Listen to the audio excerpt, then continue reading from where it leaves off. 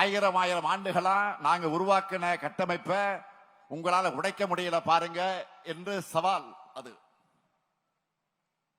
இங்க கூடியிருக்கக்கூடிய தோழர்களுக்கு, தமிழ்நாட்டு மக்களுக்கு நான் சொல்லிக் கொள்வது, இந்த 100 ஆண்டுகள்ல நாம மாற்றத்திற்கான விதைகளை மட்டும்தான் விதைச்சிருக்கிறோம். இங்க எதுவுமே மாறக்கூடாதுன்னு நினைக்கிறவங்க எப்படியெல்லாம் என்னவெல்லாம் செய்தி திட்டம் போடுறாங்கன்னு நாட்டில் நடக்கிற செய்திகளை உற்று பாருங்க. தமிழ்நாடு ஏன் தனித்து உயர்ந்து நிற்குதுன்னு புரியும்.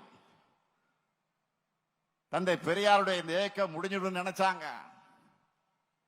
பேரறிஞர் அண்ணா எழுந்தார். அடுத்த தலைவர் கலைஞர் வந்தார். கலைஞருக்கு பிறகு இந்த இயக்கம் அவ்வளவுதான் என்றார்கள். மக்களின் ஆதரவோடு நான் வந்தேன். என்னை பற்றி என்னென்னவோ பொய்களை எல்லாம் பரப்பி பார்த்தாங்க. இப்பவும் பரப்புறாங்க. நான் எப்பவும் போல என்னுடைய செயல்களால மட்டுமே பதிலடி கொடுத்து கொண்டிருக்கிறேன்.